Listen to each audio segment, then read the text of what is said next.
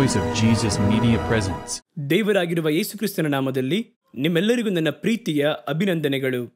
ಕಳೆದ ಬಾರಿ ನಾವು ಭೇಟಿಯಾದಾಗ ಬೇರಿಲ್ಲದ ಮರಗಳ ಹಾಗೆ 2 ಬಾರಿ ಸತ್ತಂತಹ ಕ್ರೈಸ್ತರು, 2 ಬಾರಿ ಸತ್ತಂತಹ ದೇವಸೇವಕರು, ಇಂಥವರನ್ನೇ ಸೈತಾನನು ಟಾರ್ಗೆಟ್ ಮಾಡುತ್ತಾನೆ. ಏಕೆಂದರೆ ಶವಗಳೇ ಅವನಿಗೆ ಆಹಾರ. ಶವಗಳ ಮುಖಾಂತರವೇ ಅವನಿಗೆ ಒಳಿತುಗಳು ಸಿಗುತ್ತದೆ. ಅವರನ್ನೇ ವಂಚಿಸಬೇಕು. ಇಂಥವರನ್ನು ಸಭೆಗಳ ನಡುವೆಯಲ್ಲಿ, ಕರ್ತನ ಮಕ್ಕಳು ಕುಳಿತಿರುವಂಥ ಔತಣಗಳಲ್ಲಿ ಕರೆಗಳ ಹಾಗೆ ತಂದು ಕೂರಿಸಬೇಕು. ಸುತ್ತಲಿರುವವರು ಎಷ್ಟೊಂದು ಒಳ್ಳೆಯವರೇ ಆಗಿದ್ದರೂ ಒಂದು 10 ಮಂದಿ ಕರೆ ಉಳ್ಳವರು ಇದ್ದರೆ ಆ ಸ್ಥಳವು ದುರ್ವಾಸನೆಯಿಂದ ಕೂಡಿರುವುದು ಸತ್ಯವಲ್ಲವೇ? ಯೋಚನೆ ಮಾಡಿ ನೋಡಿ. ಎಲ್ಲವೂ ಒಳ್ಳೆಯ ಹಾಲೆ, ಒಂದು 4 ತೊಟ್ಟು ಮಾತ್ರ ವಿಷಯದಲ್ಲಿ ಬೆರಕೆಯಾಗಿದೆ. ಹಾಗನ್ನುವುದಾದರೆ ಆ ವಿಷಯ ಪೂರ್ತಿಯಾಗಿ ಹಾಲನ್ನು ಕೆಡಿಸುವುದು. ಅದೇ ಸತ್ಯವಲ್ಲವೇ? ಚೆನ್ನಾಗಿ ಯೋಚಿಸಿ ನೋಡಿ. ವಿಷದ ಅಳತೆಯು ಸ್ವಲ್ಪವೇ, ಹಾಲಿನ ಅಳತೆ ಅಧಿಕ. ಹಾಲಿನಲ್ಲಿ ವಿಷವನ್ನು ಹಾಕುವಾಗ ಅಧಿಕ ಅಳತೆಯಲ್ಲಿರುವಂಥ ಹಾಲು ವಿಷವನ್ನು ಹಾಲಾಗಿಸುವುದಿಲ್ಲ, ಹಾಲನ್ನೇ ವಿಷವಾಗಿ ಮಾಡುವುದು. ಹಾಗಾದರೆ 1, 2, 3 ಕುಟುಂಬಗಳಿರುವುದಾದರೆ, ಈ ಕರೆಯಾಗಿರುವವರು ಇರುವುದಾದರೆ ಟೋಟಲ್ ಸಭೆಯೇ ಕರೆಯಾಗುವುದು. 1-2 ಮಾತ್ರವಲ್ಲವೇ? ಒಂದು ಕುಟುಂಬ ತಾನೇ, 4 ಮಂದಿ ತಾನೇ, ಒಬ್ಬ ವ್ಯಕ್ತಿ ತಾನೇ ಇವನಿಂದ ಸಮಸ್ಯೆ ಏನೆಂದು ನೀವು ಭಾವಿಸುವುದಾದರೆ ಅವನ ಸುತ್ತಲಿರುವ ಎಲ್ಲರನ್ನೂ ಕೆಡಿಸಿ ಬಿಡುವನು. ಸತ್ಯವೇದದಲ್ಲಿ ಒಂದು ವಾಕ್ಯ ಬಹಳ ಸುಂದರವಾಗಿ ಹೇಳಲ್ಪಡುತ್ತದೆ. ನಿಮ್ಮಲ್ಲಿ ಯಾರಾದರೂ ಒಬ್ಬನಲ್ಲಿ ವಿಷದ ಬೇರು ಇರುವುದಾದರೆ ಅನೇಕರು ಅದರಿಂದ ಅಶುದ್ಧರಾಗದ ಹಾಗೆ. ಆ ಬೇರು ಉದ್ಭವವಾದದ್ದು ಒಬ್ಬನಲ್ಲಿಯೇ, ಆ ಕರೆ ಉಂಟಾದದ್ದು ಒಬ್ಬನಲ್ಲಿಯೇ. ಆದರೆ ಅದು ಎಷ್ಟು ಮಂದಿಯನ್ನು ಕರೆ ಮಾಡುತ್ತದೆ ಎಂಬುದಾಗಿ ಗಮನಿಸಿ, ಎಷ್ಟು ಮಂದಿಯನ್ನು ಕರ್ತನಿಂದ ದೂರ ಮಾಡುತ್ತದೆ ಎಂಬುದಾಗಿ ಗಮನಿಸಿ.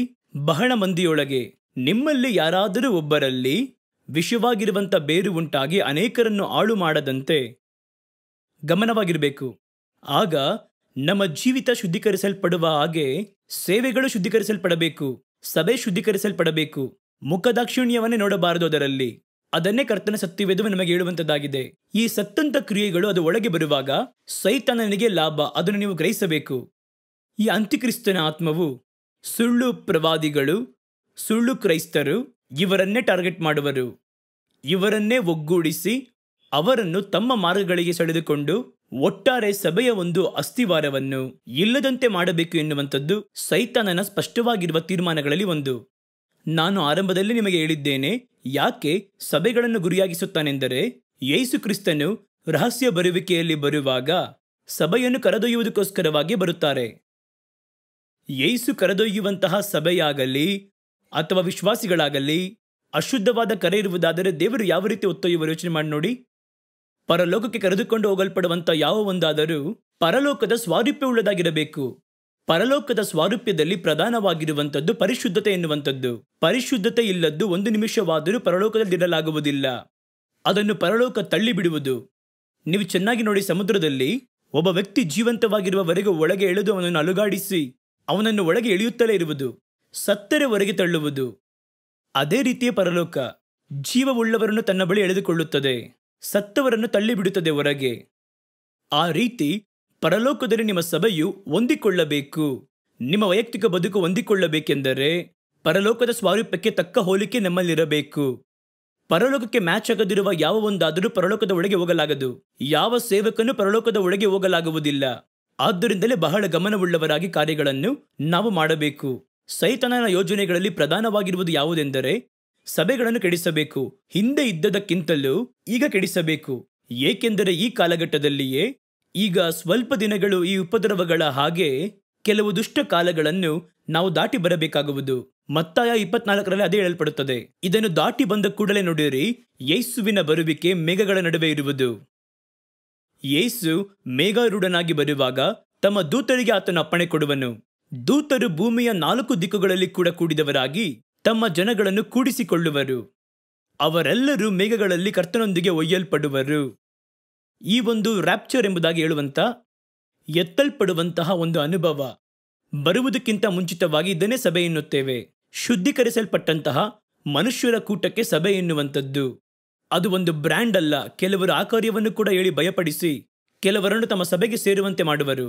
ನಮ್ಮ ಸಭೆಯ ಬ್ರ್ಯಾಂಡೆಡ್ ಚರ್ಚು ಇದುವೇ ಪರಲೋಕಕ್ಕೆ ಹೋಗುವಂಥದ್ದು ದೇವರು ಸ್ಪಷ್ಟವಾಗಿ ಮಾತಾಡಿದ್ದಾರೆ. ಆದ್ದರಿಂದ ನೀವು ಇದರಲ್ಲಿ ಮೆಂಬರ್ ಆಗಿರುವುದಾದರೆ ಮಾತ್ರವೇ ಪರಲೋಕಕ್ಕೆ ಹೋಗಲಾಗುವುದು ಎಂದು ಹೇಳಿದರೆ ನಂಬಬೇಡಿರಿ. ಕರ್ತನು ಹೇಳುವಂತ ಸಭೆ ಎನ್ನುವಂಥದ್ದು ಭೂಮಿ ಪೂರ್ತಿಯಾಗಿ 4 ದಿಕ್ಕುಗಳಲ್ಲಿ ಇರುವಂತ ಪರಿಶುದ್ಧವಂತರನ್ನು ಕೂಡಿಸಿ ಕರೆದಿರುವಂತದ್ದೇ ಸಭೆ ಎನ್ನುವಂಥದ್ದು.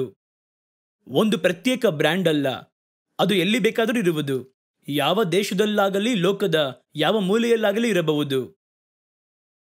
ಆ ಸಭೆಗಳ ನಡುವೆಯಲ್ಲೇ ಇರುವರು. ಅವರು ಕರ್ತನಿಗೆಂದು ಸಾಕ್ಷಿಯಾಗಿರುವರು. ದೇವದೂತರ ಅವರನ್ನು ಭೂಮಿಯ ಒಂದು ಕಡೆಯಿಂದ ಮತ್ತೊಂದು ಕಡೆಯವರೆಗೂ ಕೂಡಿಸಿ ಸೇರಿಸುವರು. ಎಲ್ಲರನ್ನೂ ಕೂಡಿಸಿ ಸೇರಿಸಿ ಅದನ್ನೇ ಮೊದಲಿಗಿತ್ತಿ ಸಭೆ ಎಂದು ಹೇಳುತ್ತೇವೆ. ಅವರನ್ನು ಕರ್ತನು ಹಾಗೆಯೇ ಆಕಾಶಕ್ಕೆ ಎತ್ತುಕೊಂಡು ಹೋಗುವರು. ಆ ಸಮಯದಲ್ಲಿ ಅದಕ್ಕಿಂತ ಹಿಂದೆ ಸತ್ತಂತಹ ಪರಿಶುದ್ಧವಂತರು, ಸತ್ತವರು ಎಲ್ಲರಲ್ಲ, ಸತ್ತಂತಹ ಪರಿಶುದ್ಧವಂತರು, ಸಮಾಧಿಗಳು ತೆರೆಯಲ್ಪಟ್ಟು ಅವರು ಕೂಡ ಕರ್ತನನ್ನು ಎದುರುಗೊಳ್ಳುವುದಕ್ಕೆ ಹೊರಟು ಹೋಗುವರು. ಇದನ್ನು ನೋಡುತ್ತೇವೆ. ಹಾಗಾದರೆ ಈ ಸಭೆಯನ್ನು ಕೆಡಿಸುವುದಾದರೆ ಕರ್ತನ ಬರುವಿಕೆಯನ್ನು ತಡೆದು ಬಿಡಬಹುದು, ಆ ರಹಸ್ಯ ಬರುವಿಕೆಯನ್ನು ತಡೆ ಮಾಡಿ ಬಿಡಬಹುದು ಎನ್ನುವಂಥದ್ದೇ ಈಗ ತೀವ್ರವಾಗಿ ಒಬ್ಬೊಬ್ಬ ಇಂಡಿವಿಜುವಲ್ ಕ್ರೈಸ್ತನನ್ನು, ಪ್ರತಿಯೊಂದು ಸಭೆಯನ್ನು, ರಕ್ಷಣೆ ಹೊಂದಿರುವ ಪ್ರತಿಯೊಬ್ಬನನ್ನು ತೀವ್ರವಾಗಿ ಸೈತಾನ ಗಮನಿಸುತ್ತಿರುವುದಕ್ಕೆ ಇದುವೇ ಕಾರಣ. ಸತ್ತಂತ ಕ್ರಿಯೆಗೆ ಸ್ಥಳವನ್ನು ಕೊಡದವರೆಗೂ ಸೈತಾನನಿಂದ ನಿಮ್ಮನ್ನು ಮುಟ್ಟಲಾಗುವುದೇ ಇಲ್ಲ. ಅದುವೇ ಸತ್ಯ. ಚೆನ್ನಾಗಿ ಮನದಲ್ಲಿಟ್ಟುಕೊಳ್ಳಿ. ಸತ್ತಂತ ಕ್ರಿಯೆಗೆ ನೀವು ಸ್ಥಳ ಕೊಡದವರೆಗೂ ಸೈತಾನನಿಂದ ನಿಮ್ಮನ್ನು ವಂಚಿಸಲಾಗುವುದೇ ಇಲ್ಲ. ಒಬ್ಬನು ಸುಳ್ಳು ಪ್ರವಾದನೆ ಹೇಳಿ ನಿಮ್ಮನ್ನು ನಂಬುವಂತೆ ಮಾಡಲಾಗುವುದಿಲ್ಲ. ಒಬ್ಬನು ಸುಳ್ಳು ಸೇವೆಯನ್ನು ಮಾಡಿ ನಿಮ್ಮನ್ನು ಅಂಗೀಕರಿಸಿಕೊಳ್ಳುವಂತೆ ಮಾಡಲಾಗುವುದಿಲ್ಲ. ಏಕೆಂದರೆ ನೀವು ಕರ್ತನಲ್ಲಿ ಕಟ್ಟಲ್ಪಟ್ಟಿದ್ದೀರಾ, ಜೀವವುಳ್ಳವರಾಗಿದ್ದೀರಾ. ಇದನ್ನೇ ಯೇಸು ನಮಗೆ ಸ್ಪಷ್ಟೀಕರಿಸಲು ಹೇಳಿದರು. ಈ ಶವವನ್ನು ತಿನ್ನುವಂತಹ ಹದ್ದುಗಳು ಯಾರನ್ನು ಗುರಿಯಾಗಿಸುತ್ತದೆ? ಶವಗಳನ್ನು ಗುರಿಯಾಗಿಸುತ್ತದೆ. ಸತ್ತ ಕ್ರಿಯೆಗಳಲ್ಲಿರುವವರನ್ನೇ ಗುರಿಯಾಗಿಸುತ್ತದೆ. ಹಾಗಾದರೆ ಈ ಸತ್ತ ಕ್ರಿಯೆಗಳೆಂದರೆ ಏನು? ಇದನ್ನು ತಂದೆ ಅವನು ಪ್ರಯತ್ನ ಮಾಡುತ್ತಾನೆ. ಸಭೆಯೊಳಗೆ ಸತ್ತ ಕ್ರಿಯೆಯನ್ನು ತರಬೇಕು. ಸಭೆಯೊಳಗೆ ಸತ್ತ ಸೇವಕರನ್ನು ತರಬೇಕು. ಸೇವಕರ ನಡುವೆ ಸತ್ತಂತ ಕ್ರಿಯೆಗಳನ್ನು ಕೈಗೊಳ್ಳುವಂತೆ ಮಾಡಬೇಕು ಎಂದು ಹೇಳಿ ಜೀವವಿಲ್ಲದ ಕಾರ್ಯವನ್ನು ತರುತ್ತಾರೆ. ಆರಾಧನೆಗಳನ್ನು ಜೀವವಿಲ್ಲದ ಆರಾಧನೆಯಾಗಿ ಮಾರ್ಪಡಿಸುತ್ತಾರೆ. ಪಾರಂಪರ್ಯವಾದ ಸಂಪ್ರದಾಯವನ್ನು ಸಭೆಯವರು ಪುನಃ ಕೈಗೊಳ್ಳುವಂತೆ ಹಳೆ ಒಡಂಬಡಿಕೆ ಕಾರ್ಯವನ್ನು ತರುವಂತೆ ಮಾಡುತ್ತಾರೆ. ಇವೆಲ್ಲ ಸತ್ತಂತ ಕ್ರಿಯೆಗಳು. ಯಾವಾಗ ಕರ್ತನ ಕೃಪೆಯ ಪ್ರಮಾಣವು ಜೀವವನ್ನು ಹೊಂದಿತೋ ಆ ಹಳೆಯ ಧರ್ಮ ಪ್ರಮಾಣವು ಸತ್ತು ಹೋಯಿತು ಎಂಬುದಾಗಿ ಸತ್ಯವೇದದಲ್ಲಿ ಪೌಲನು ಹೇಳುತ್ತಾನೆ. ಯೇಸು ಬಂದರೂ ಹೊಸ ಪ್ರಮಾಣವು ಬಂದಾಯಿತು.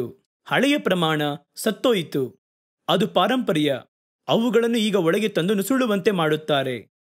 ಅವರೇನ್ ಮಾಡ್ತಾರೆ ನೋಡಿ, ತುತ್ತೂರಿಯನ್ನು ಊದುವಂಥದ್ದು, ಆ ಒಂದು ಹಳೆಯ ಹೇಳಲ್ಪಡುವಂಥ ಕಾರ್ಯವನ್ನು ಅವರು ಹೇಳುವಂಥದ್ದು, ವಿಶ್ರಾಂತಿ ದಿನವನ್ನು ಆಚರಿಸುವಂತೆ ಮಾಡುವಂಥದ್ದು, ಇವೆಲ್ಲವನ್ನು ಹೊಸದಾಗಿ ಅವರು ತರುತ್ತಾರೆ. ನಮಗದನ್ನು ನೋಡುವುದಕ್ಕೆ ಬಹಳ ಸಂತೋಷವಾಗಿದೆ. ಎಲ್ಲ ಕ್ರೈಸ್ತರನ್ನು ಈಗ ನೋಡುವಾಗ ಶಬಾತ್ ಶಾಲಂ ಎಂಬುದಾಗಿ ಹೇಳುತ್ತಾರೆ. ಹಾಗೆಂದರೆ ಅದರ ಅರ್ಥವಾದರೂ ಏನು? ವಿಶ್ರಾಂತಿ ದಿನದ ಆರೈಕೆ. ನೀವು ವಿಶ್ರಾಂತಿ ದಿನವನ್ನು ಆಚರಣೆ ಮಾಡ್ತೀರಾ? ವಿಶ್ರಾಂತಿಯ ದಿನವೆನ್ನುವುದು ಶನಿವಾರ. ಅದನ್ನು ಆಚರಣೆ ಮಾಡುತ್ತೀರಾ? ಹಾಗಾದರೆ ಶುಭ ಕೋರುತ್ತೀರಾ? ಒಂದು ಹೊಸ ಸಂಸ್ಕೃತಿಯನ್ನು ಕಂಡ ಕೂಡಲೇ ಶಬಾತ್ ಶಾಲೋಂ ಹಾಗೆಂದು ಹೇಳುವುದು.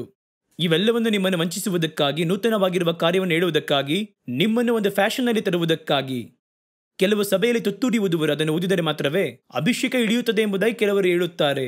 ಅದು ಯಾವ ಅಭಿಷೇಕವೆಂದು ಗೊತ್ತಿಲ್ಲ. ನಾನು ಅಭಿಷೇಕವನ್ನು ಹೊಂದುವಾಗ ಯಾರೂ ನನಗೆ ತುತ್ತೂರಿಯನ್ನು ಊದಲಿಲ್ಲ. ಹಾಗಾದರೆ ಇದೆಲ್ಲ ಜನಗಳನ್ನು ವಂಚನೆ ಮಾಡುವುದಕ್ಕೆ, ಯಾಮರಿಸುವುದಕ್ಕೆ ಇದನ್ನು ಯಾಕೆ ತರುತ್ತಾರೆ ಗೊತ್ತಾ? ಈ ಸತ್ತಂತ ಕ್ರಿಯೆಗಳನ್ನು ಒಳಗೆ ತರುವುದಾದರೆ ನಿಮ್ಮ ನಂಬಿಕೆ ಸತ್ತು ಹೋಗುವುದು 4 ಕಡೆಗಳಲ್ಲೂ.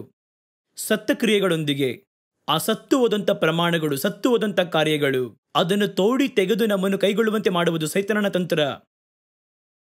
ಆ ಹಳೆ ಪಾರಂಪರ್ಯವನ್ನು ಬಿಟ್ಟು ನೀವು ದೂರವಾಗಬೇಕು. ಕ್ರಿಸ್ತನು ನಮಗೆಂದು ಒಂದು ಹೊಸ ಪಾರಂಪರ್ಯವನ್ನು, ಹೊಸ ಪ್ರಮಾಣವನ್ನು ತಂದಿದ್ದಾರೆ. ಅದರಲ್ಲಿ ಏನು ಹೇಳಿದ್ದಾರೋ ಅದನ್ನೇ ನಾವು ಕೈಗೊಳ್ಳಬೇಕು.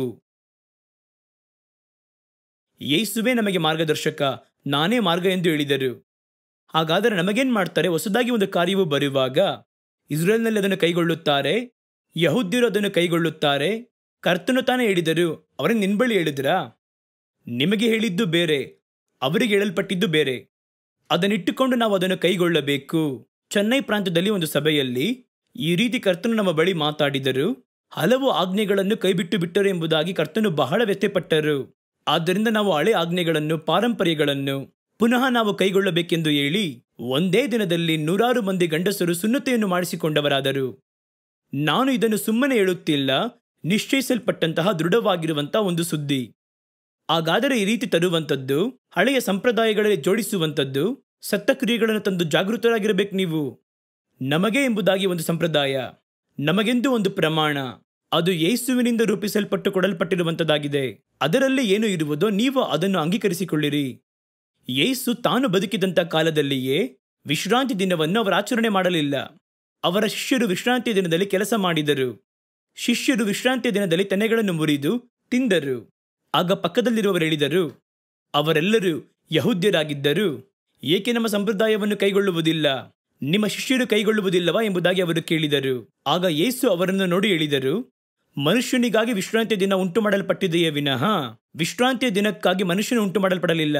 ಕರ್ತನು ವಿಶ್ರಾಂತಿಯ ದಿನಕ್ಕಿಂತ ದೊಡ್ಡವರಾಗಿದ್ದಾರೆ ಎಂದರು.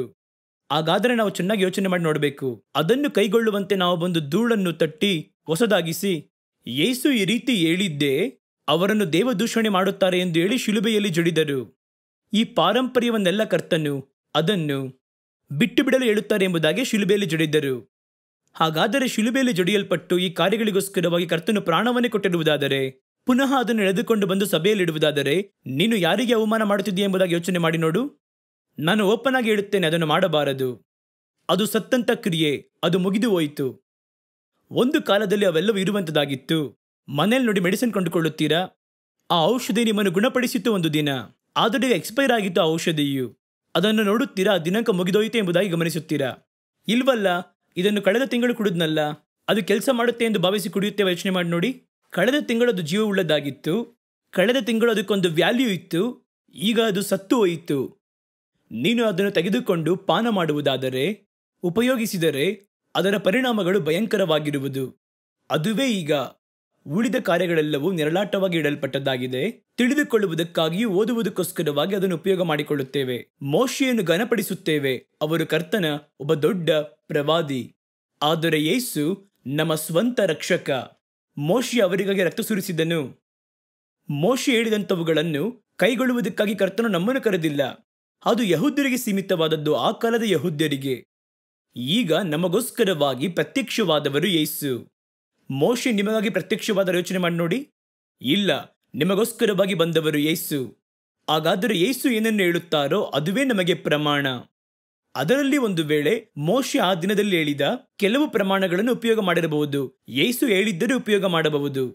ಯೇಸು ಹೇಳದಿರುವಂಥದ್ದನ್ನು ನೀವು ಪುನಃ ಎಳೆದುಕೊಂಡು ಬರಬಾರದು.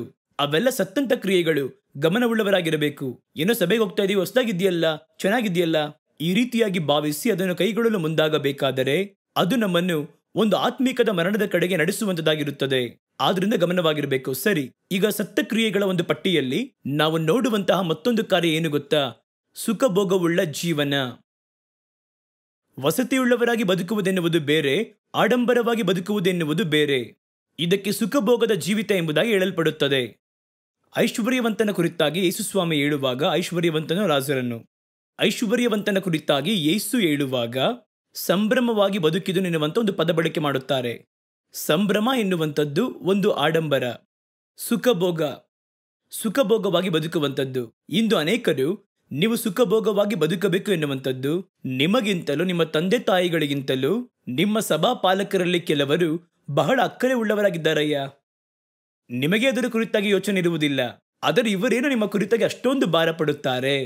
ನಿಮ್ಮನ್ನು ಸಮೃದ್ಧಿ ಪಡಿಸಲೇಬೇಕು ಎಂಬುದಾಗಿ ಕಂಕಣವನ್ನು ಕಟ್ಟಿಕೊಂಡು ತಾನೇ ಅವರು ಕೆಲಸ ಮಾಡುತ್ತಾರೆ.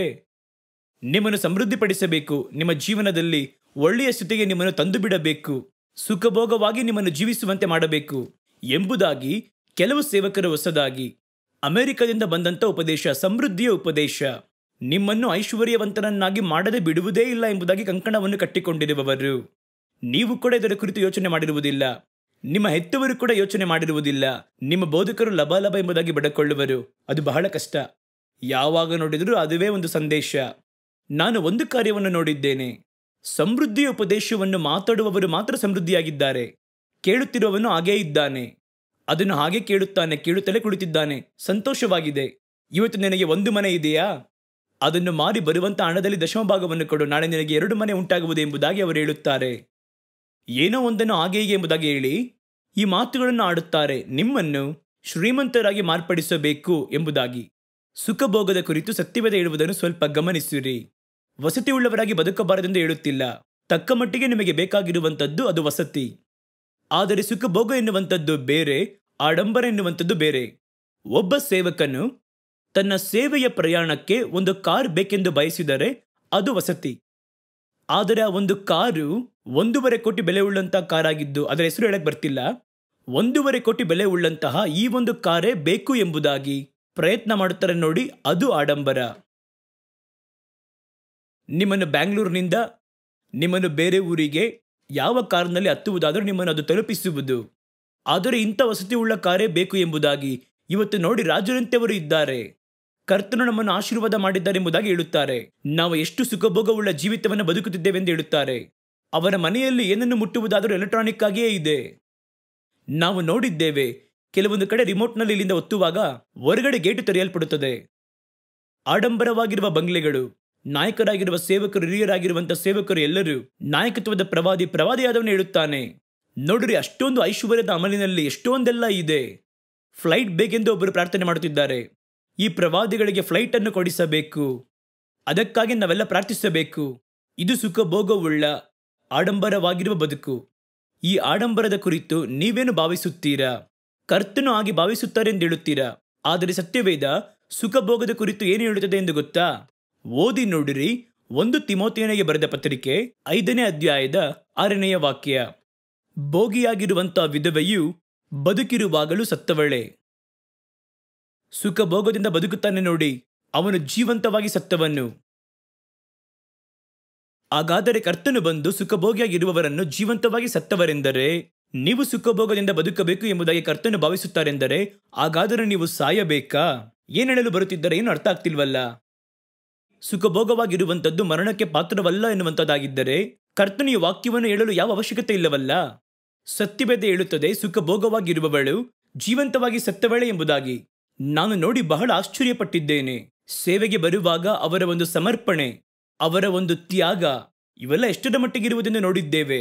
ಸ್ವಲ್ಪ ವಸತಿ ಬರಲು ಆರಂಭಿಸಿದ ಕೂಡಲೇ ಸ್ವಲ್ಪವಾಗಿ ಅವರಿಗೆ ಅನೇಕವಾಗಿ ಈ ವಿಧವಾಗಿರುವ ಕಾಣಿಕೆಗಳು, ಹಣವು ಬರಲು ಆರಂಭಿಸುವಾಗ, ಆಡಂಬರ ಅಧಿಕರಿಸಲು ಆರಂಭಿಸುವಾಗ ಒಬ್ಬ ವ್ಯಕ್ತಿಯ ಜೀವನವು ತಲೆ ಕೆಳಗಾಗಿ ಅದು ಮಾರ್ಪಡುವಂಥದ್ದನ್ನು, ಅವನು ಅನಂತರ ಒಂದು ಕಂಪನಿಯ ಯಜಮಾನನಾಗಿ ಮಾರ್ಪಡುವುದನ್ನು, ಒಂದು ಕಾರ್ಪೊರೇಟ್ ಆಗಿ ಮಾರ್ಪಡುವಂಥದ್ದನ್ನು, ಇವೆಲ್ಲವನ್ನು ಇಟ್ಟುಕೊಂಡು ಹೊರಗೆ ಇನ್ನೂ ಅಧಿಕವಾಗಿ ತಾನು ಜೀವಂತವುಳ್ಳವನಾಗಿ ತೋರಿಸಿಕೊಂಡವನಾಗಿ ನಾಟಕವಾಡುವುದನ್ನು ನೋಡುವಾಗ ಎಷ್ಟು ಮನವೇದನೆಯಾಗಿದೆ ಯೋಚನೆ ಮಾಡಿ ನೋಡಿ. ನಿಮ್ಮ ಬೋಧಕರು ಹೇಳುತ್ತಾರೆ ನೀವು ಭೋಗಿಯಾಗಿ ಜೀವಿಸಬೇಕು, ಆದರೆ ಈ ವಾಕ್ಯ ಹೇಳುತ್ತದೆ ಸಾಯುತ್ತೀರಾ ಎಂಬುದಾಗಿ. ಯಾವ ಸಾವು? ಆತ್ಮಿಕವಾದ ಮರಣ. ನೀವು ಯಾವುದರ ಕುರಿತು ಯೋಚನೆ ಮಾಡಬಾರದು. ನಿಮ್ಮ ಪಾಡಿಗೆ ಚರ್ಚಿಗೆ ಬನ್ನಿ, ನಾವು ಮಾತಾಡುತ್ತಲೇ ಇರುತ್ತೇವೆ, ನೀವು ಕುಳಿತು ಸುಖಭೋಗವಾಗಿ ಕೇಳುತ್ತಲೇ ಇರಿ, ಕಾಲ್ ಮೇಲೆ ಕಾಲಾಗಿಕೊಂಡು ಕೇಳುತ್ತಲೇ ಇರಿ, ಮುಗಿದ ಕೂಡಲೇ ಹೋಗಿ, ಯಾವ ಸಮಸ್ಯೆಯೂ ಇಲ್ಲ, ಒಳ್ಳೆ ಸುಖಭೋಗವಾಗಿ ಇರಿ ಎಂಬುದಾಗಿ ಹೇಳಿದರೆ ಅವರೇನು ಹೇಳ್ತಾರೆ? ನೀವು ಜೀವವುಳ್ಳವರೆಂದು ಹೆಸರು ಪಡೆದಿರುವುದಾದರೂ ಸತ್ತವರಂತೆ ನಿಮ್ಮನ್ನು ಮಾರ್ಪಡಿಸಲು ಬಯಸುತ್ತಾರೆ. ನಾನೇನಾದರೂ ತಪ್ಪೇಳ್ತಿದ್ದೇನೆ ಯೋಚನೆ ಮಾಡಿ ನೋಡಿ. ವಾಕ್ಯದಲ್ಲಿ ಹಾಗೆ ಬರೆಯಲ್ಪಟ್ಟಿದೆ. ಸುಖಭೋಗಿಯಾಗಿದ್ದರೆ ಏನಯ್ಯ ತಪ್ಪು? ಸಂಭ್ರಮವಾಗಿ ಬದುಕಿದರೆ ಏನು ತಪ್ಪು? ಅದನ್ನೇ ಸತ್ಯವೇದ ಹೇಳುತ್ತದೆ, ಸುಖಭೋಗಿಯಾಗಿ ಬದುಕುವವಳು ಜೀವಂತವಾಗಿ ಸತ್ತವಳೆ. ಹಾಗಾದರೆ ಸುಖಭೋಗ ಎನ್ನುವಂಥದ್ದು ಆಡಂಬರದ ಒಂದು ಬದುಕು. ಏನು ತೆಗೆದರೂ ವಿಶೇಷವಾಗಿರಬೇಕು, ಏನು ತೆಗೆದರೂ ಆಡಂಬರವಾಗಿರಬೇಕು ಹೇಳ್ತಾರೆ. ಸೇವಕರ ಏನವರ ಗುಣ ಏನೆಂದು ಕೇಳಿದ್ರೆ ಎಲ್ಲದರಲ್ಲೂ ನಂಬರ್ 1 ಫಸ್ಟ್ ಹಾಗೆ ಇರಬೇಕು ಎಂದು ಭಾವಿಸುವಂಥದ್ದು. ಯೇಸು ಪಾಪ ಒಂದೇ ಅಂಗಿಯನ್ನು ಹಾಕಿಕೊಂಡು 3.5 ವರ್ಷ ಸುತ್ತುತ್ತಾ ಇದ್ದರು. ಪೌಲನಂತಹ ಅಪೊಸ್ತಲರು ಅವರು ಯಾವುದರಲ್ಲೂ ಉನ್ನತವಾಗಿರುವ ಕಾರ್ಯವನ್ನು ಲೋಕದಲ್ಲಿ ಉಪಯೋಗ ಮಾಡಬೇಕೆಂದು ಬಯಸಲಿಲ್ಲ. ದೇಮ ಎನ್ನುವಂಥ ವ್ಯಕ್ತಿ ಅವನು ಯಾವುದರ ಮೇಲೆ ಬಯಕೆ ಇಟ್ಟ ಗೊತ್ತಿಲ್ಲ, ಲೋಕದ ಮೇಲೆ ಆಸೆಯನ್ನಿಟ್ಟು ಅವನು ಬೇರ್ಪಟ್ಟು ಹೋದನೆಂಬುದಾಗಿ ಬರೆಯಲ್ಪಟ್ಟಿದೆ. ಈ ಸ್ಥಳದಲ್ಲಿ ಹೇಳುತ್ತದೆ ಸುಖಭೋಗಿಯಾಗಿರುವಂಥ ವಿಧವೆಯು ಜೀವಂತವಾಗಿ ಸತ್ತವಳೆ ಎಂಬುದಾಗಿ. ಬದುಕಿದ್ದರೂ ಸತ್ತವಳೆ. ಇದನ್ನೇ ಸಾರ್ದಿಸ್ನಲ್ಲಿ ಹೇಳುತ್ತಾರೆ. ಬದುಕಿರುವವನು ಎಂಬುದಾಗಿ ಹೆಸರನ್ನು ಹೊಂದಿರುವುದಾದರೂ ನೀನು ಸತ್ತವನಾಗಿಯೇ ಇದ್ದೀಯಾ? ಹಾಗಾದರೆ ಜೀವವಿದ್ದು ಸತ್ತವಳೆಂದರೆ ಜೀವ ಇರುವಾಗಿರುವುದು, ಆದರೆ ಸತ್ಯವಾಗಿ ನೀನು ಸತ್ತು ಹೋಗಿದ್ದೀ ಎಂಬುದಾಗಿ ಅರ್ಥ. ಕೆಲವು ಸೇವಕರನ್ನು ನಾನು ನೇರವಾಗಿ ನೋಡಿದ್ದೇನೆ. ಅವರ ಸಮರ್ಪಣೆ ಆಶ್ಚರ್ಯವಾಗಿರುವುದು, ಕರ್ತನ ಮೇಲೆ ಅವರು ತೋರಿಸಿದ ವೈರಾಗ್ಯ ಆಶ್ಚರ್ಯವಾಗಿರುವುದು, ತ್ಯಾಗ ಆಶ್ಚರ್ಯವಾಗಿರುವುದು. ಬಲಗೈಗೂ ಎಡಗೈಗೂ ವ್ಯತ್ಯಾಸವನ್ನು ಗೊತ್ತಿಲ್ಲದ ಜನಗಳ ಬಳಿಯಲ್ಲಿ ಅವರು ಹುಡುಕಿಕೊಂಡು ಓಡಿ ಹೋದರು. ನಾನೇ ನೋಡಿ ಭ್ರಮಿಸಿ ಹೋಗಿದ್ದೇನೆ, ಈ ರೀತಿಯಲ್ಲಿ ಒಬ್ಬ ಸೇವಕನಿರುತ್ತಾನಾ ಎಂದು. ಆದರೆ ಹಣವು ವಸತಿ ಬರಲು ಆರಂಭಿಸಿದ ಕೂಡಲೇ ಅದೇ ಮನುಷ್ಯರನ್ನು ಬೇರೆ ತೋರುವಿಕೆಯಲ್ಲಿ ನೋಡಲು ಆರಂಭಿಸಿದರು. ಬೇರೆ ತೋರುವಿಕೆಯಲ್ಲಿ ಒಂದು ಕಾರ್ಪೊರೇಟ್ ಯಜಮಾನನ ಹಾಗೆ ಎಲ್ಲವನ್ನು ಹಣವನ್ನಾಗಿ ಮಾಡಬೇಕೆನ್ನುವಂತಹ ಹಣದ ಅಮಲು. ಎಲ್ಲೆಲ್ಲ ಸ್ಥಳವನ್ನು ಕೊಂಡುಕೊಳ್ಳಬೇಕು, ಎಲ್ಲಿ ಕಟ್ಟಡಗಳನ್ನು ನಾವು ಕಟ್ಟಬೇಕು, ಎಷ್ಟು ವಸತಿ ಬೇಕು, ಒಂದು ಕಾರ್ ತೆಗೆದುಕೊಳ್ಳಬೇಕು, ಹೋಗಬೇಕು, ನಾನು ತಪ್ಪಾಗಿ ಹೇಳುತ್ತಿಲ್ಲ. ಬರುವಾಗ ₹1.5 ಕೋಟಿ ಕಾರ್ ತೆಗೆದುಕೊಳ್ಳಬೇಕು. ಅವರಿಗೂ ಅವರ ಕಡೆಯವರಿಗೂ. ಇವೆಲ್ಲ ಇದ್ದು ಆದರೆ ಇನ್ನೂ ಕರ್ತನು ನನ್ನ ಸಂಗಡ ಮಾತಾಡುತ್ತಾರೆಂದು ಕರ್ತನೊಟ್ಟಿಗೆ ನಾನು ಬಂದು ಪಳಗುತ್ತೇನೆ, ನಡೆಯುತ್ತೇನೆಂದು ಹೇಳುವಂಥದ್ದು ಯಾಮಾರಿಸುವಂತಹ ಮಾತುಗಳು. ತನ್ನನ್ನು ತಾನೇ ಏಮಾರಿಸಿಕೊಂಡು ಮತ್ತೊಬ್ಬರನ್ನು ಏಮಾರಿಸುವಂತಹ ಮಾತು. ಏಕೆಂದರೆ ಜೀವಂತವಾಗಿಯೇ ಸತ್ತವಳು ಎಂಬುದಾಗಿ ಬರೆಯಲ್ಪಟ್ಟಿದೆ. ನೀವು ಕಾರ್ ಬಳಕೆ ಮಾಡಿ ತಪ್ಪೆಂಬುದಾಗಿ ಹೇಳುತ್ತಿಲ್ಲ. ಯಾವುದೋ ಒಂದು ಒಳ್ಳೆ ಡ್ರೆಸ್ ಅನ್ನು ಹಾಕಿ ತಪ್ಪೆಂದು ಹೇಳುತ್ತಿಲ್ಲ. ಆದರೆ ಆಡಂಬರವೆನ್ನುವಂಥದ್ದು ಒಂದು ಉಂಟು ನೋಡಿರಿ, ಅದು ಬಹಳ ಅಪಾಯಕರವಾದದ್ದು. ಅಪಾಯವಾಗಿರುವ ಒಂದು. ನನ್ನ ಮೇಲೆ ಬಹಳ ಪ್ರಿಯರಾಗಿರುವವರು ನೋಡಲು ಬರುವಾಗೆಲ್ಲ ಒಂದು ಡ್ರೆಸ್ ಅನ್ನು ಕೊಂಡುಕೊಂಡು ಬರುತ್ತಾರೆ. ನಾನು ಅದನ್ನಿಟ್ಟು ನೋಡುವಾಗ ಕೆಲವು ಕಡೆಗಳಲ್ಲಿ ನನ್ನ ಕಬೋರ್ಡನ್ನು ನೋಡುವುದಾದರೆ ಬಹಳ ಡ್ರೆಸ್ಗಳು ಬಂದಿರುವುದಾದರೆ ನಾನು ನೋಡುವೆನು, ಇದು ಅನ್ಯಾಯ. ಒಬ್ಬ ವ್ಯಕ್ತಿಗೆ ಯಾಕೆ ಇಷ್ಟೊಂದು ಶರ್ಟ್, ಇಷ್ಟೊಂದು ಬಟ್ಟೆ ಎಂಬುದಾಗಿ ಹೇಳಿ ಅದರಲ್ಲಿ ಅನೇಕವನ್ನು ತೆಗೆದುಕೊಂಡು ಮತ್ತೊಬ್ಬರಿಗೆ ಕೊಟ್ಟು ಬಿಡುವೆನು. ಯಾಕೆಂದರೆ ತಕ್ಷಣ ಕೊಟ್ಟರೆ ಕೊಟ್ಟವನು ನೊಂದುಕೊಳ್ಳುವನು ಎಂಬುದಾಗಿ. ಆದ್ದರಿಂದ ಅದು ಅವನಿಗೆ ಮರೆತು ಹೋಗಬೇಕು. ಮರೆತು ಹೋಗುವವರೆಗೂ ಹಾಗೆ ಇಟ್ಟಿರುತ್ತೇನೆ, ಅನಂತರ ಯಾರಿಗಾದರೂ ಅದನ್ನು ಕೊಟ್ಟು ಬಿಡುತ್ತೇನೆ. ಸಾಕು. ಒಬ್ಬ ವ್ಯಕ್ತಿಯು ತನ್ನ 1 ಅಂಗುಲದ ಉದರಕ್ಕೆ ಮಾತ್ರ ಸೇವಿಸಲಾಗುವುದು. ಐಶ್ವರ್ಯವಂತನೆನ್ನುವುದಕ್ಕಾಗಿ ಬಾಚಿ ತಿನ್ನುವುದಕ್ಕಾಗುವುದಾ? 1 ಬಾರಿ 1 ಬಟ್ಟೆಯನ್ನು ಮಾತ್ರ ಹಾಕಲು ಸಾಧ್ಯ? ಐಶ್ವರ್ಯವಂತನಾಗಿರುವುದರಿಂದ ಬಾಚಿ ಹಾಕಿಕೊಡಲು ಸಾಧ್ಯ ಉಂಟಾ? ಯೋಚನೆ ಮಾಡಿ ನೋಡಿರಿ. ಸಾಕು ಎನ್ನುವಂಥ ಮನಸ್ಥಿತಿ ಉಳ್ಳವರಾಗಿ ದೈವ ಭಕ್ತಿಯೇ ದೊಡ್ಡ ಆದಾಯ ಎಂಬುದಾಗಿ ಸತ್ಯವೇದ ಹೇಳುತ್ತದೆ. ಕರ್ತನು ನನ್ನನ್ನು ಪ್ರವಾದಿಯ ಸೇವೆಗೆ ಕರೆದಾಗ ಪರ್ಸನಲ್ ಆಗಿ ಹೇಳಿದಂಥ ಒಂದು ವಾಕ್ಯ ನನಗೆ ನೆನಪುಂಟು. ನನ್ನನ್ನು ಕರ್ತನು ಸೇವೆಗೋಸ್ಕರವಾಗಿ ಕರೆದದ್ದು ಒಂದು ಕಾಲಘಟ್ಟವಾಗಿತ್ತು. 1978ರಲ್ಲಿ 79ರಲ್ಲಿ ಕರ್ತನು ಕರೆದನು. ನಾನು ಪೂರ್ಣವಾದಿ ಸೇವೆಗೆ ಒಪ್ಪಿಸಿಕೊಟ್ಟೆ, ಅದು ಬೇರೆ. ಅನಂತರ ಕರ್ತನು ನನ್ನನ್ನು ವಿಶೇಷವಾಗಿ ಪ್ರವಾದಿಯ ಸೇವೆಯನ್ನು ಮಾಡುವಂತೆ ನನಗೆ ಅವರು ಆಜ್ಞಾಪಿಸಿದರು. ನಿಮಗೆ ಗೊತ್ತಿರುವುದು, ಒಂದು 15-20 ವರ್ಷಕ್ಕಿಂತ ಮುಂಚಿತವಾಗಿ ಕರ್ತನು ಕರೆದು ನನ್ನ ಸಂಗಡ ಮಾತಾಡಿದರು. ಕರ್ತನು ಮಾತಾಡುವಾಗ ನನ್ನ ಬಳಿ ಅನೇಕ ಸ್ಥಳಗಳಲ್ಲಿ ಸಭೆಗಳಿತ್ತು. ಹಲವು ಊರುಗಳಲ್ಲಿ ಸಭೆಗಳನ್ನು ಸ್ಥಾಪಿಸಿ ಈಗಲೂ ಕೂಡ ಇದೆ. ಎಲ್ಲವನ್ನಿಟ್ಟುಕೊಂಡಿದ್ದೆವು. ಹಲವು ಕಡೆ ಸ್ವಂತ ಕಟ್ಟಡಗಳಿದ್ದವು. ಅನೇಕ ಸಭಾ ಪಾಲಕರುಗಳಿದ್ದರು. ಇವೆಲ್ಲವನ್ನು ನಡೆಸುತ್ತಾ ಇದ್ದೆ. ಪತ್ರಿಕೆ ನಡೆಸುತ್ತಿದ್ದೆ, ಪುಸ್ತಕಗಳು ಇವೆಲ್ಲವ ನಡೆಸುತ್ತಿದ್ದೆ. ಆಗ ಕರ್ತನು ಒಂದು ದಿನ ನನ್ನನ್ನು ಸಂಧಿಸಿ, ನಿನಗೆ ನೆನಪಿದೆಯಾ, ನಾನು ನಿನ್ನನ್ನು ಮೊದಲು ಕರೆದಾಗ ನಿನ್ನನ್ನು ಮುಖಾಮುಖಿಯಾಗಿ ಭೇಟಿಯಾಗಿ ನಿನ್ನ ಸೇವೆಯನ್ನು ಯಾತಕ್ಕಾಗಿ ಕರೆದಿದ್ದೇನೆ ಎಂಬುದಾಗಿ ಒಂದು ಬ್ಲೂ ಪ್ರಿಂಟ್ ಅನ್ನು ಕೊಟ್ಟೆ. ಈಗ ಅದರಲ್ಲಿ ಹಲವು ಹಂತಗಳನ್ನು ದಾಟಿ ನೀನು ಮಾಡಬೇಕಾಗಿರುವ ಪ್ರಧಾನ ಸೇವೆಗೆ ನಾನು ಈಗ ನಿನಗೆ ಕರುವಿಕೆಯನ್ನು ಕೊಡಲಿದ್ದೇನೆ.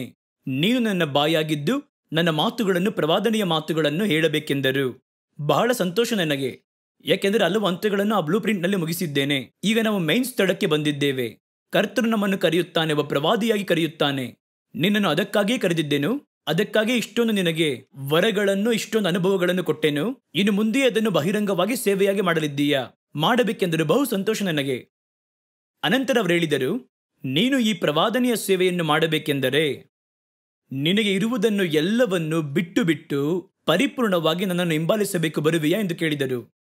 ಒಂದು ವೇಳೆ ಇದೇ ಕಾರ್ಯವನ್ನು 78ರಲ್ಲಿ ಕೇಳಿದ್ದರೆ ನಾನು ತಕ್ಷಣ ಸಮ್ಮತಿಸಿರುವೆನು. ಯಾಕೆ? ನನ್ನ ಕೈಯಲ್ಲಿ ಆಗ ಏನೂ ಇರಲಿಲ್ಲ. ನಾನು ಕಾಲೇಜ್ನಲ್ಲಿ 2ನೇ ವರ್ಷದ ವ್ಯಾಸಂಗವನ್ನು ಮಾಡುತ್ತಿದ್ದೇನೆ. ಕಾಲೇಜ್ನಲ್ಲಿ ಆಗಲೇ ಕರ್ತನು ಕರೆದನು. ಕರುವಿಕೆಯನ್ನು ಕೊಟ್ಟು ಕರೆದರೂ ನನ್ನ ಬಳಿ ಏನೂ ಇರಲಿಲ್ಲ, ಸ್ವಲ್ಪ ಮಾತ್ರ ಇತ್ತು. ಆದರೆ ದೊಡ್ಡ ಆಸ್ತಿ ಪಾಸ್ತಿ ಏನೂ ಇರಲಿಲ್ಲ. ಅವೆಲ್ಲವನ್ನು ಬಿಟ್ಟು ಬಾ ಎಂದು ಹೇಳಿದರೆ ಬರಬಹುದು. ಆದರೆ ಈಗ ಅನೇಕ ಚರ್ಚ್ಗಳು ಇದೆ, ಜನಗಳಿದ್ದಾರೆ, ಸಭಾ ಪಾಲಕರಿದ್ದಾರೆ, ನಮಗೆ ಸೇವೆಗಳು ಕೂಡ ಇದೆ, ಪತ್ರಿಕೆ ನಡೆಯುತ್ತಾ ಇದೆ. ಏನ್ ಮಾಡುವುದು ಗೊತ್ತಿಲ್ಲ ನನಗೆ. ಆದರೆ ನಾನು ಒಂದು ನಿಮಿಷ ಕೂಡ ಯೋಚನೆ ಮಾಡಲಿಲ್ಲ. ಕರ್ತನು ತಾನೇ ಕೊಟ್ಟನು. ಕರ್ತನು ಈಗ ಕರೆಯುತ್ತಿದ್ದಾರೆ, ಹೋಗೋಣ. ನನ್ನ ಮನದಲ್ಲಿ ಆಳವಾಗಿರುವಂಥ ಒಂದೇ ಒಂದು ಕಾರ್ಯ, ಒಂದು ಮಾತ್ರವೇ. ನಾನೊಬ್ಬ ದೊಡ್ಡ ಕುಡುಕನಾಗಿ ಇದ್ದೆ. ಹಲವು ಮಾದಕ ವಸ್ತುಗಳಿಗೆ ಗುಲಾಮನಾಗಿದ್ದೆ. ನನ್ನ ಸ್ನೇಹಿತರಲ್ಲಿ ಹಲವರು ಆ ರೀತಿ ದಾಸತ್ವದಲ್ಲಿದ್ದರು. ಅವರು ಪ್ರತಿಯೊಬ್ಬರು ಒಬ್ಬೊಬ್ಬರಾಗಿ ಸತ್ತು ಹೋದರು. ನಾನು ನೋಡಿದೆನು. ನನ್ನ ದೇಹದ ಆಕಾರ ಬಹಳವಾಗಿ ತುಂಬ ಬಲಹೀನವಾಯಿತು. ನಾನು ಇನ್ನೂ ಅದರಲ್ಲಿ ಮುಂದುವರೆದಿದ್ದರೆ ನಾನು ಯಾವಾಗಲೂ 80ಗಳಲ್ಲಿ ಸತ್ತು ಹೋಗುತ್ತಿದ್ದೆನು. ನಾನಿದ್ದಂತಹ ಸ್ಥಳದಲ್ಲಿ ಇಂದು ಹುಲ್ಲು ಕೂಡ ಮೊಳೆತಿರುವುದು. ನನಗೆ ಗೊತ್ತು, ಕರ್ತನು ನನ್ನನ್ನು ಸರಿಯಾದ ಸಮಯದಲ್ಲಿ ಅವರು ಮುಟ್ಟಿ ನನ್ನ ಮೇಲೆ ಕೃಪೆಯನ್ನಿಟ್ಟು ನನ್ನನ್ನು ಕರೆದುಕೊಂಡರು. ಈಗ ನಾನು ಬದುಕುವಂಥ ಪ್ರತಿಯೊಂದು ಕ್ಷಣವೂ, ಪ್ರತಿಯೊಂದು ದಿನವೂ ಕರ್ತನು ನನಗೆ ಕೃಪೆಯಾಗಿ ಕೊಟ್ಟದ್ದು. ಅವತ್ತು ಸತ್ತಿದ್ದರೆ ಯೋಚನೆ ಮಾಡಿ ನೋಡಿ, ಈ ದಿನವನ್ನು ನಾನು ನೋಡಲಾಗುತ್ತಿರಲಿಲ್ಲ, ನಿಮ್ಮನ್ನು ನೋಡುತ್ತಿರಲಿಲ್ಲ. ಇವೆಲ್ಲವೂ ನನಗೆ ದೊರಕಿರುವಂಥದ್ದು ದೇವರು ಕೊಟ್ಟಂತ ಭಿಕ್ಷೆ. ಹಾಗಾದರೆ ಯಾವ ಸಂದರ್ಭದಲ್ಲೂ ಏನೇ ಆಗಿದ್ದರೂ ಕಳೆದುಕೊಳ್ಳಲು ಸಿದ್ಧರಾಗಿರಬೇಕು ಎನ್ನುವಂಥದ್ದು ನನ್ನ ಮನದಲ್ಲಿ ಆಳವಾಗಿರುವ ಒಂದು ಭಾವನೆ. ಅದು ಯಾವಾಗಲೂ ಇರುವುದು ಮನದಲ್ಲಿ. ಆಗ ಕರ್ತನು ಕರೆದಾಗ, ಪರವಾಗಿಲ್ಲ ದೇವರೇ, ನಾನು ಎಲ್ಲವನ್ನು ಬಿಟ್ಟು ಬರುತ್ತೇನೆ. ಸಭೆ ಇಷ್ಟೊಂದು ಇದೆಯಲ್ಲ, ಬಿಟ್ಟು ಬರುತ್ತೇನೆ. ಎಲ್ಲವನ್ನು ಬಿಟ್ಟು ಬರಬೇಕು ಎಂದು ಹೇಳಿದರು. ನಿನಗೋಸ್ಕರ ಏನನ್ನು ಕೂಡಿಸಿಟ್ಟುಕೊಳ್ಳಬಾರದು. ನಿನಗೆಂದು ಯಾವ ಹಣವನ್ನು ಕಾಸನ್ನಾದರೂ ಒಂದು ಕಾರ್ಯವೋ ಎಂಬುದಾಗಿ ಏನನ್ನು ಕೂಡಿಸಿಟ್ಟುಕೊಳ್ಳಬಾರದು ಎಂದು ಕರ್ತನು ಹೇಳಿದರು. ನಾನು ದೇವರ ಬಳಿ ಏನನ್ನು ಕೇಳಲಿಲ್ಲ, ತಕ್ಷಣ ಸಮ್ಮತಿಸಿದೆ. ಓಕೆ ದೇವರೇ, ನೀವು ಏನೆಲ್ಲ ಹೇಳುತ್ತೀರೋ ಅದನ್ನು ಮಾಡಲು ನಾನು ತಯಾರಾಗಿದ್ದೇನೆ. ಆಗ ಕರ್ತನ ಒಂದು ಕಾರ್ಯವನ್ನು ಹೇಳಿದರು. ನಾನು ಯಾಕೆ ಹೇಳುತ್ತೇನೆ ಗೊತ್ತಾ? ಗೊತ್ತಿಲ್ಲ ದೇವರೇ, ನೀವು ಹೇಳಿ ಎಂಬುದಾಗಿ ಕೇಳಿದೆ. ಭೂಮಿಯಲ್ಲಿ ಒಬ್ಬನು ಬೊಕ್ಕಸಗಳನ್ನು ಕೂಡಿಸಿದರೆ ಅವನ ಹೃದಯವು ಅಲ್ಲೇ ಇರುವುದು. ವಾಕ್ಯದಲ್ಲಿ ಹಾಗೆ ಇದೆ ಅಲ್ಲವೇ? ನಿಮ್ಮ ಗಂಟು ಎಲ್ಲಿ ಇರುವುದೋ ನಿಮ್ಮ ಮನವು ಅಲ್ಲೇ ಇರುವುದು. ನೀನು ಭೂಮಿಯಲ್ಲಿ ಕಟ್ಟಡಗಳು, ದೊಡ್ಡ ದೊಡ್ಡ ಸ್ಥಾಪನೆಗಳು, ಹಣ, ಬ್ಯಾಂಕ್ನಲ್ಲಿ ಬ್ಯಾಲೆನ್ಸು, ಈ ರೀತಿ ಎಲ್ಲವನ್ನು ಕೂಡಿಸಿಟ್ಟಿರುವುದಾದರೆ ನಿನ್ನ ಮನವು ಅಲ್ಲೇ ಹೋಗುವುದು. ನಿನ್ನ ಹೆಸರಲ್ಲಿದ್ದರೂ ಅದು ಅಲ್ಲೇ ಹೋಗುವುದು. ಇದನ್ನು ಯಾವ ರೀತಿ ಕಾಪಾಡುವಂಥದ್ದು, ಇದನ್ನು ಯಾವ ರೀತಿ ಅಧಿಕರಿಸುವಂಥದ್ದು ಎಂಬುದಾಗಿ ಹೋಗುವುದು. ಆದರೆ ಒಬ್ಬ ಪ್ರವಾದಿಯ ಹೃದಯವು ಎನ್ನುವಂಥದ್ದು ನನ್ನಲ್ಲಿ ಹೊಂದಿಕೊಂಡಿರಬೇಕು. ನನ್ನಲ್ಲಿ ಹೊಂದಿಕೆಯಾಗಿದ್ದರೆ ಮಾತ್ರವೇ ನನ್ನ ಮಾತು ಕೇಳಿಸುವುದು. ನಾನು ಎನಿಟೈಮ್ ಮಾತಾಡಬೇಕು. ಒಂದು ಕಾರ್ಯವು ಸಂಭವವು ನಡೆಯುವುದೆಂದರೆ ನನ್ನ ಸಂಗಡ ನಾನು ಮಾತಾಡಬೇಕು. ನಾನು ಮಾತ್ರ ಪ್ರವಾದಿ ಎಂಬುದಾಗಿ ಹೇಳುತ್ತಿಲ್ಲ, ಈ ರೀತಿ ಅನೇಕರಿರಬಹುದು, ನಮಗದು ಗೊತ್ತಿಲ್ಲ. ನನ್ನ ಬಳಿ ಮಾತಾಡಿದನ್ನು ಹೇಳ್ತಿದ್ದೀನಿ. ಪ್ರವಾದಿ ಎಂದರೆ ನೀನು ಆ ರೀತಿಯೇ ಇರಬೇಕು. ಪ್ರವಾದಿಯ ಹೃದಯ ನನ್ನ ಸಂಗಡ ಹೊಂದಿಕೊಂಡದಾಗಿರಬೇಕು. ಎನಿ ಟೈಮ್ ನಾನು ಈ ಕಾರ್ಯವನ್ನು ಹೇಳಿ, ಇದನ್ನು ಇಂಥ ವ್ಯಕ್ತಿಯ ಬಳಿಯಲ್ಲಿ ಹೇಳು, ಇಂಥ ಒಂದು ಸಂಭವ ನಡೆಯಲಿದೆ ದೇಶದಲ್ಲಿ, ಜನಗಳು ಗಮನಿಸುವಂತೆ ಮಾಡು, ಎಚ್ಚರಪಡಿಸುವಂತೆ ಹೇಳ್ತೀನಿ ಮಾಡಬೇಕು. ನೀನು ಆ ಸಂದರ್ಭದಲ್ಲಿ ನಿನ್ನ ಮನಸ್ಸನ್ನಿಟ್ಟು, ಆಡಿಟರ್ ಅನ್ನು ಇಟ್ಟು ಯಾವ ರೀತಿ ಸುಳ್ಳು ಲೆಕ್ಕ ಬರೆಯುವುದು, ಇರುವ ಹಣವನ್ನು ಯಾವ ರೀತಿ ಬಚ್ಚಿಡುವುದು, ಯಾವ ರೀತಿ ಕಪ್ಪನ್ನು ಬಿಳುಪು ಮಾಡಬೇಕೆಂದು ಯೋಚನೆ ಮಾಡುತ್ತಿದ್ದರೆ ಯಾವ ರೀತಿ ನನ್ನ ಬಳಿ ಮಾತಾಡಲು ಸಾಧ್ಯ? ಏಕೆಂದರೆ ವಾಕ್ಯ ಹೇಳುತ್ತದೆ, ಭೂಮಿಯಲ್ಲಿ ಗಂಟಿರುವುದಾದರೆ ನಿಮ್ಮ ಮನಸ್ಸು ನೀವಿಟ್ಟಿರುವಂಥ ಗಂಟಿನ ಮೇಲೆ ಇರುವುದಂತೆ. ಅದನ್ನೇ ದೇವರು ಹೇಳುತ್ತಾರೆ.